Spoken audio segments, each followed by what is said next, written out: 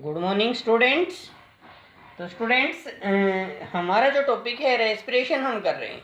आप लोगों ने रेस्पिरेशन में ये स्टडी कर ली कि भी रेस्पिरेशन में आपको 2 टाइप्स की स्टडी करनी है, एरोबिक और एनएरोबिक। मैंने आपको कल भी बताया था, चाहे एरोबिक रेस्पिरेशन हो चाहे एनएरोबिक रेस्पिरेशन हो, सभी में सबसे पहले आपको याद रखना है ग्लूकोज का ब्रेकडाउन है वो पायरुवेट और पायरुविक एसिड के अंदर होता है। अब इसी में ही अब हम उसी में ही पहला स्टेप करते हैं, ग्लाइकोलाइसिस।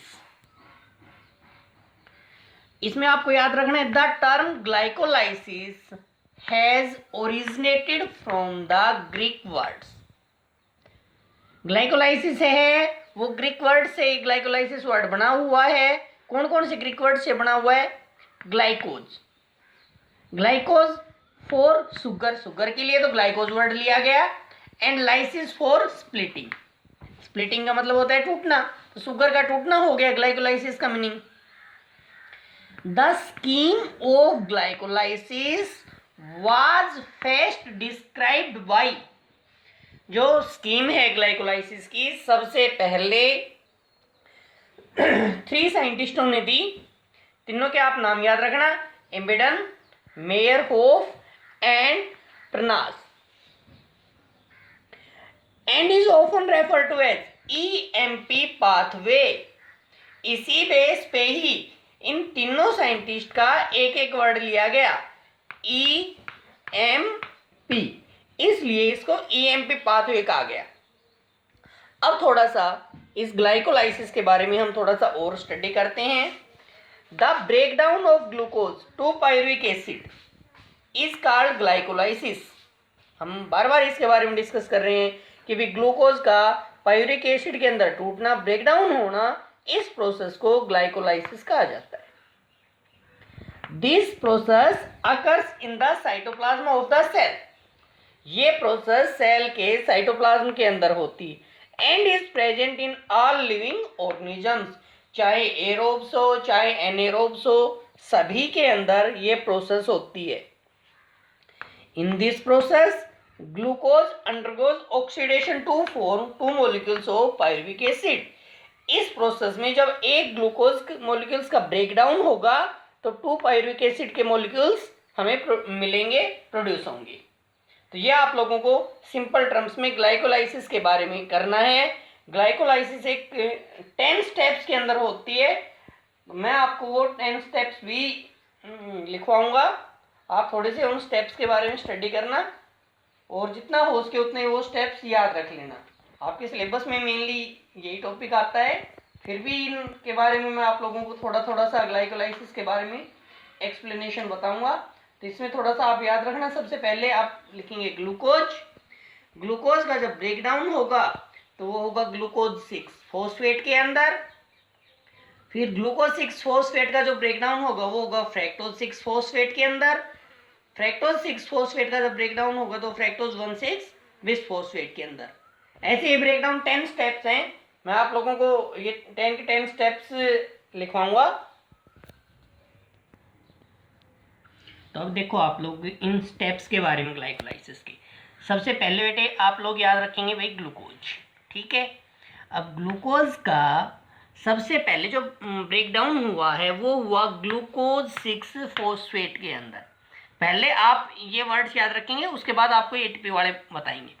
ग्लूकोज का ब्रेकडाउन ग्लूकोज 6 फॉस्फेट में हुआ।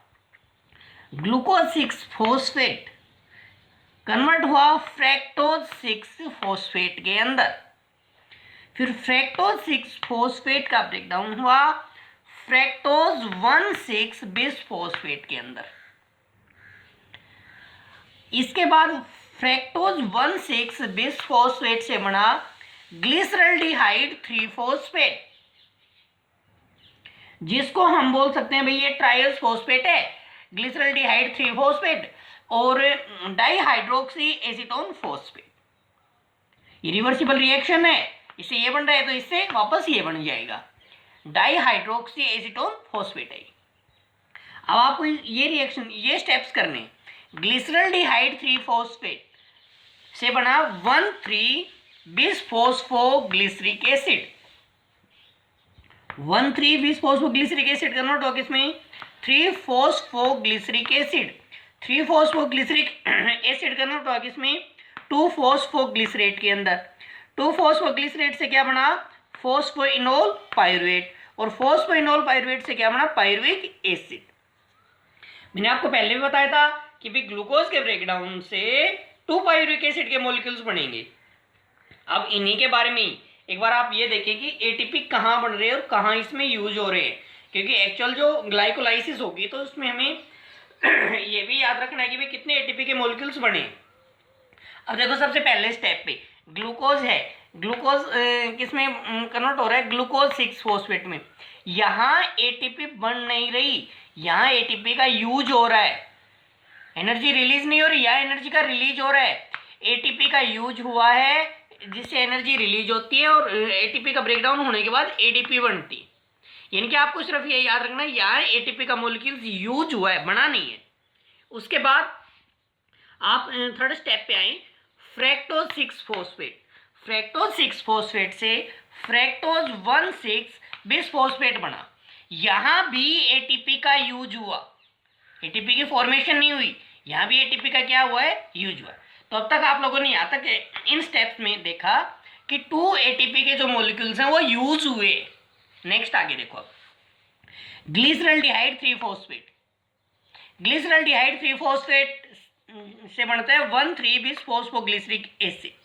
यहाँ आप थोड़ा सा याद रख लेंगे, यहाँ एनएडी का, एनएडी पॉजिटिव का रिडक्शन हुआ है और एनएडीएच की फॉर्मेशन हुई है। ये आपको नेक्स्ट पार्ट्स में पता चलेगा कि भाई इनसे एटीपी कैसे बनती है, एनर्जी कैसे बनती है।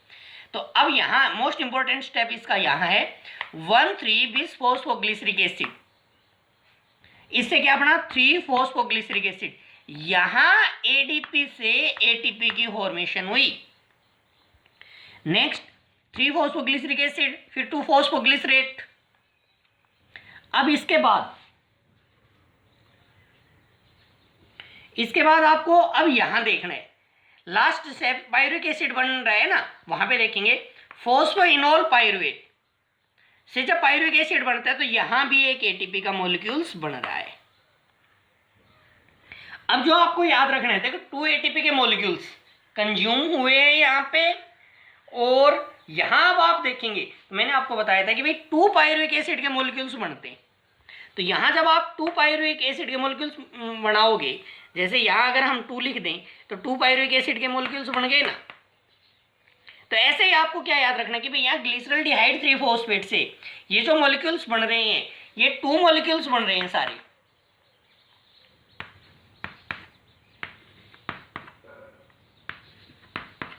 तो यहाँ एटीपी भी जब आप काउंट करोगे तो 2 एटीपी तो यहाँ प्रोड्यूस हुए और 2 एटीपी यहाँ प्रोड्यूस हुए, टोटल 4 एटीपी ग्लाइकोलाइसिस में बने।